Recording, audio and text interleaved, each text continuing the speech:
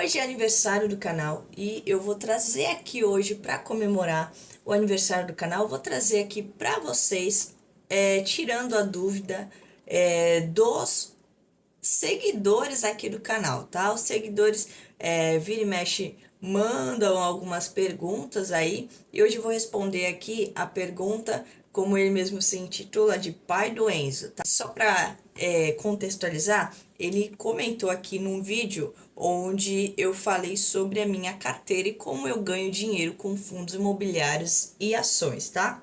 E aí ele falou: na minha opinião, existe muita diversidade na sua carteira. Eu possuo, no caso ele, né? Eu possuo 12 empresas, sendo 5 fundos imobiliários, 5 ações que pagam dividendos e 2 ações que estou apostando a longo prazo.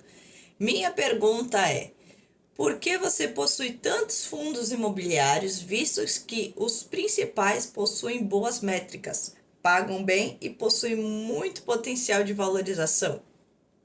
Então vamos lá. Vou abrir. Ele mesmo falou que ele tem 5 fundos imobiliários e 5 ações e 2 de crescimento. Eu vou abrir aqui como que tá a minha carteira, tá? A diversificação aí dos meus ativos, né? No último vídeo eu vim trazendo isso daí, mas olha só, eu não tenho tantos fundos imobiliários assim. Eu tenho apenas 6 fundos imobiliários. E por que eu escolhi ter 6, né?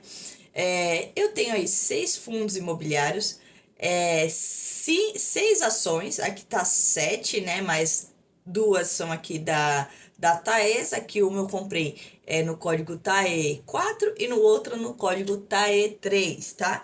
Já que as duas, já que a Taesa paga igual para TAE3 e TAE4, eu sempre vou aportando, tá? Na que tiver mais descontada no momento que eu for comprar, tá?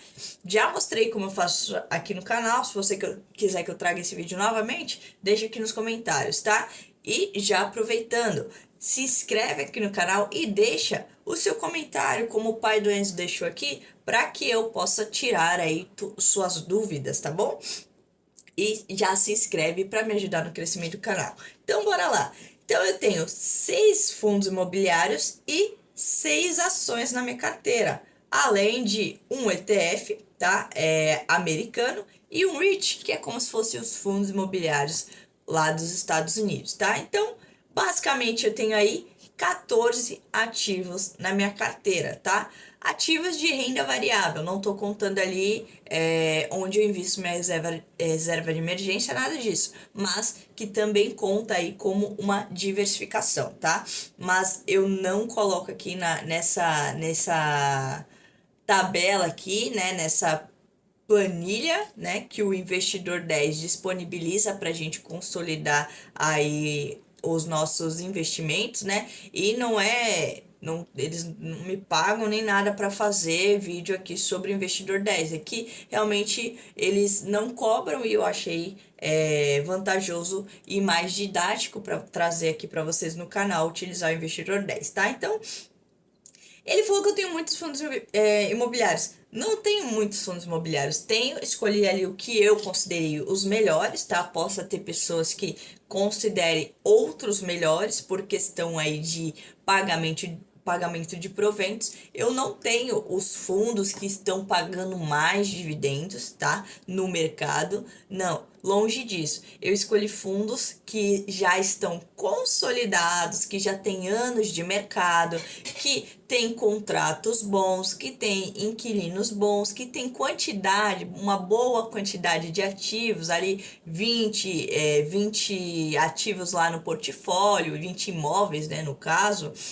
Então, eu escolhi aí definir uma série de qualidades, e a partir dessa série de qualidades que eu defini, eu escolhi aí esses 6 fundos imobiliários, tá? Então, são apenas 6 e 6 ações e mais outros 2 ativos americanos. Por que fazer essa diversificação? Já vou falar logo a seguir. Deixa eu só terminar de ler o comentário dele aqui, que ele perguntou mais, né? Então vamos lá. Ele perguntou o seguinte: Minha pergunta é por que você possui tantos fundos imobiliários? Não são muitos, tá? São poucos, mas sim possuo seis e mais alguns ativos aí por questão de diversificação. E aí vai entrar no segundo ponto da próxima pergunta que ele vai fazer, tá? A minha ideia é ter. Aí, vamos lá, já vou adiantando aqui. A minha ideia, o meu objetivo é viver de renda, tá? Se eu quero viver de renda, eu tenho que cada vez mais minimizar os riscos, tá? Por isso que a gente tem que diversificar aí, tanto, por mais que todos ali que eu peguei eu considero os melhores, a gente tem que cada vez mais diversificar. Imagina se a gestora aí que é a HGLG ou o BTG, o XPMOL dá um problema e eu só tenho apenas um fundo imobiliário na carteira, o que que vai acontecer? A minha renda passiva, que é o meu objetivo, viver de renda, né? Vai ser prejudicada e logo eu vou ficar sem dinheiro para pagar minhas contas, para honrar aí com os meus compromissos, tá? Então, primeiro ponto, respondendo a pergunta, por que que eu tenho tantos? Haja vista que todos são bons e têm boas carteiras, justamente para diversificar e minimizar os riscos, tá? Vamos lá então para a segunda pergunta. Eu respondi para ele, aí ele me deu uma lançou outras perguntas aí. Aí ele compreendi sua visão. Valeu pela devolutiva. Uma pergunta. Dentro do macro, ou seja, no longo prazo, aí no macro cenário, aí no grande cenário, né? Você chegou a realizar uma projeção de rendimentos mínimos, prevendo eventualmente uma desvalorização de, por exemplo, BRCO11. Confesso que não acompanho esse fundo BRCO11, tá? Mas a minha ideia de provento, de mínimo, né, de receber aí de proventos é de no mínimo 6%, como já orienta aí o Décio Bazin, depois o Luiz Batsi espalhou aí essas ideias, né, de receber aí no mínimo 6% de yield, tá? Então, já vou lendo e já respondendo. Então, rendimentos mínimos que eu quero, 6%. E aí ele perguntou, prevendo uma eventual desvalorização de, por exemplo, BRCO, aí você tem outro fundo que poderá equilibrar seus investimentos, onde você acredita que irá manter um percentual fictício sua carteira de 3% anual na valorização, ou você ainda não chegou a realizar esse tipo de análise? O que eu entendi aqui? Se eu tiver, por exemplo, uma grande desvalorização em um ativo, será que eu preparei aí a minha carteira para receber aí de 3% anual na valorização? Primeiro, eu não olho para a valorização. Se você olhar como é que tá minha carteira aqui agora, veja que eu investi aí, valor aplicado, né? R$ 20.126,92 e o saldo bruto é de R$ 20,227, ou seja, agora está com um pequeno ganho. Só que, se você pegar os vídeos que eu gravei alguns dias atrás, estava com uma perda maior do que está esse ganho agora. Ou seja, eu não olho para a valorização. Eu olho sim para os rendimentos, tá? Os proventos que são pagos. Então, respondendo a pergunta, se eu me preparei para uma possível queda, eu não sei o que aconteceu aqui com o BRCO11. Se você acompanha esse fundo, pode deixar o comentário aqui embaixo para eu já ficar mais atualizada aí sobre esse fundo, tá? Como eu tenho apenas 6 fundos imobiliários na minha carteira, eu não vou ficar olhando vários fundos imobiliários. Futuramente posso até começar a analisar quando eu tiver mais tempo para realmente trazer mais conteúdos aqui no canal. Mas já adiantando, vira e mexe, eu vou trazer mais conteúdos dos ativos que eu já tenho em carteira, porque eu estudo e já aproveito para trazer esse conteúdo aqui para vocês, tá?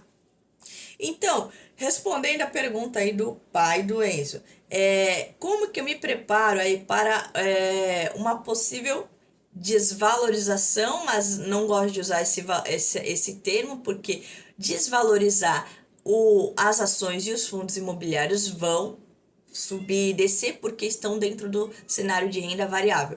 Como eu me preparei então para uma possível perda aí de renda, tá? Se um fundo imobiliário der problema aí no inquilino e diminuir a renda, eu já tenho aqui outros 13 ativos, porque um desses 14 aqui ativos dê problema. Eu tenho outros 13 para suprir aí essa necessidade que porventura possa surgir. Por isso que eu quero manter aí na minha carteira entre 10 a 16 ativos, né? Para justamente ter uma boa diversificação. E se algum ativo der problema, eu não vir a perder aí a minha renda mensal, tá? Ou renda a cada 4 meses, né? Já expliquei também que se você investe em ações, provavelmente você vai receber aí rendimentos a cada 4 meses, a cada 6 meses,